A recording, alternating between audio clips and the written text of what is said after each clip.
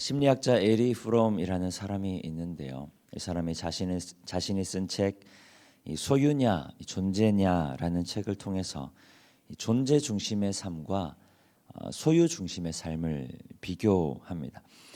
존재 중심의 삶은 이 삶의 초점이 내가 어떤 존재인가를 발견하고 또 기억하는 삶을 이야기하는 것이고요.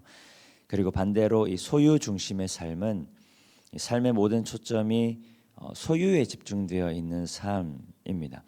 에리 프롬은 이 소유 중심의 삶을 굉장히 비판하는데요. 이 물질적인 것을 넘어서서 이 지적인 부분까지 끊임없이 자신의 것으로 만들려는 인간의 집착적인 노력을 비판하는 것입니다. 사람들은 그것들이 자신의 인생을 행복하게 만들어 줄 것이라고 생각하면서 그렇게 소유에 집착하면서 살아가지만 오히려 그 집착이 인간 본연의 의미와 자아를 잃어버리게 하고 그리고 삶의 진정한 의미를 상실하게 한다라고 말했습니다. 결국 내가 추구하는 것들이 나의 인생을 오히려 괴롭게 하는 것이다라고 이야기하는 것입니다. 좀 풀어서 설명하면 이런 이야기입니다. 돈을 갖고 싶은 사람은 돈 때문에 괴로워하고 그리고 명예를 갖고 싶어하는 사람은 명예 때문에 괴로워합니다. 사람들의 인정을 갖고 싶어하는 사람은 사람 때문에 괴로워하고 그리고 지식을 갖고 싶어하는 사람은 지식 때문에 괴로워하는 인생을 살아가게 된다. 이 본문의 지혜자 또한 그런 괴로움에 직면해 있습니다. 오늘 본문 16절 말씀 우리 한 목소리로 함께 읽습니다. 내가 내 마음속으로 말하여 이르기를 보라 내가 그 지혜를 더 많이 얻었으므로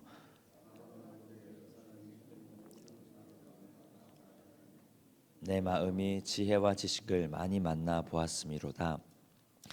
예루살렘의 왕이었던 이 전도자, 이 지혜자는 자신의 모든 권력을 모든 권력과 이 지혜를 넘어 자신의 모든 수단을 동원해서 이 당대의 지혜를 추구하고 그리고 탐닉했습니다.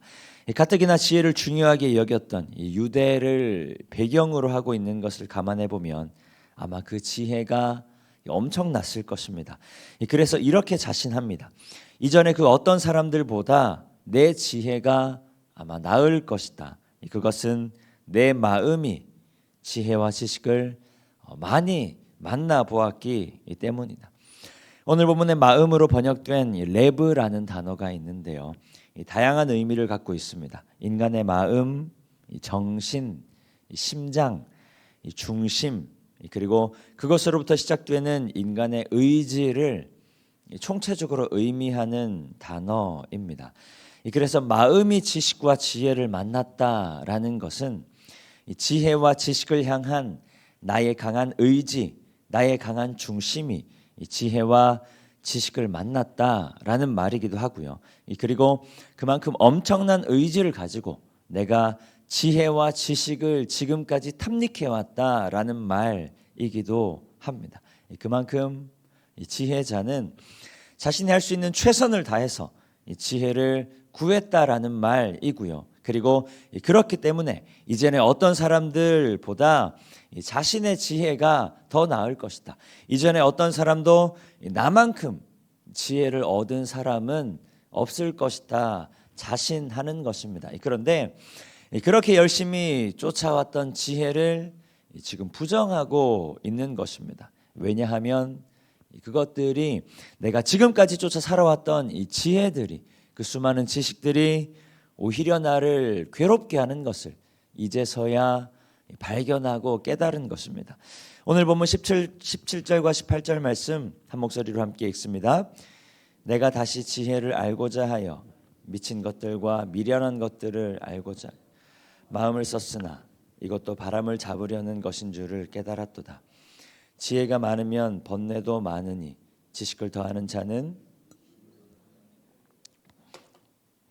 지혜자가 이렇게 이야기하는 거죠. 지혜를 탐구하다 못해서 지혜만 탐구한 게 아니라 지식만 탐구한 게 아니라 사람들이 미련하다고 이야기하는 것, 사람들이 쓸모없다고 이야기하는 것까지 알고자 하여 그렇게 마음을 써왔는데, 그렇게 노력해왔는데, 결국에는 그 모든 것들이 바람을 잡으려는 것과 다름이 없더라.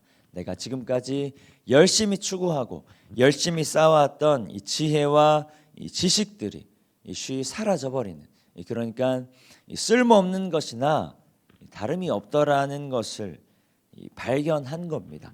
그리고 결국에는 내가 그렇게 열심히 쫓아왔던 것들 때문에 내 인생이 지금 괴로워졌다라고 고백하고 있는 것입니다. 이 지혜자가 굉장히 열심히 자신이 바라본 것들을 향해서 노력해 왔는데, 과연 지혜자가 놓친 것은 무엇인가? 우리 잠언 1장 7절 말씀이 이렇게 고백하고 있습니다. 여호와를 경외하는 것이 지식의 근본이거늘 미련한 자는 지혜와 훈계를 멸시하느니라. 우리가 추구하는 모든 것들에 앞서서 우리에게 필요한 것이 무엇인가? 바로 여호와를 경외하는 것입니다. 여호와를 두려워하는 것이라 이야기하는 것이죠. 하나님 우리의 창조주이심을 고백하며 우리가 하나님께로부터 온 존재임을 가장 먼저 인정하고 그리고 기억해야 한다라는 말입니다. 내 인생의 주인이 내가 아니라 하나님이심을 인정해야 한다라는 말입니다. 그것이야말로 우리가 추구해야 하는, 우리가 바라보아야 하는, 우리가 탐닉해야 하는 지혜와 지식의 근본이다. 여호와를 경외하는 것이 우리가 나아가야 할 지혜와 지식의 근본이라는 말입니다. 그렇지 않으면 우리가 추구하는 모든 것들이 오히려 우리의 인생을 괴롭게 할 것이다.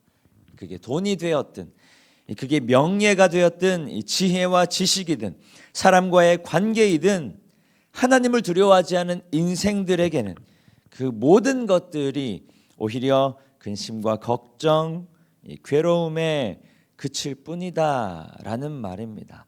그런데 여호와를 경외하는 것이 어떻게 지혜와 지식의 근본이 될 수 있는가? 바로 하나님 앞에선 나의 존재를 다시 발견하는 것입니다. 하나님 앞에 내가 원래 어떤 존재인가를 다시 발견하는 것입니다. 내가 어디로부터 와서 어디로 가는 존재인가? 나는 무엇을 위해 창조된 존재인가?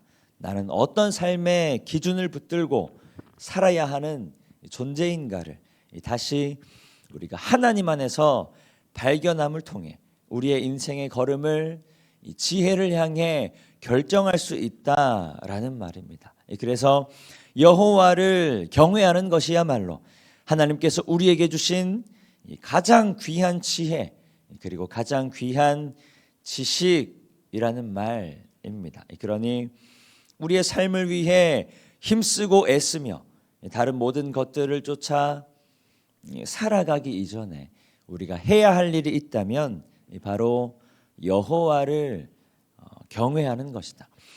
하나님을 향한 경외가 회복됨을 통해 하나님 앞에선 나의 존재를 다시 확인할 수 있게 되고, 그리고 내가 어떻게 살아야 하는 존재인가를 깨닫게 될 때 하나님께서 우리 인생에게 허락하시는 참된 기쁨, 그리고 참된 인생의 의미, 참된 인생의 감사를 발견하게 될 줄 믿습니다.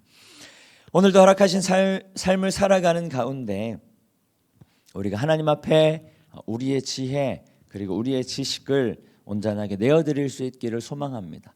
우리가 추구하는 다른 모든 것들, 우리가 붙들며 살아왔던 우리로 열심히 살아가게 하는 다른 그 어떤 것들보다 우리 안에 하나님을 향한 경외 그리고 하나님의 말씀이 회복되는 삶이 되시기를 축복합니다. 그렇게 하나님의 말씀을 기준 삼아 삶의 한 부분 한 부분, 삶의 어떤 상황 속에서도 하나님을 경외하는 삶, 하나님을 두려워하는 삶을 통해 하나님께서 우리에게 주시는 오늘의 합당한 은혜 그리고 오늘의 합당한 기쁨과 감사, 오늘의 합당한 지혜와 지식을 누리는 우리 모든 성도님들 되시기를 축복합니다.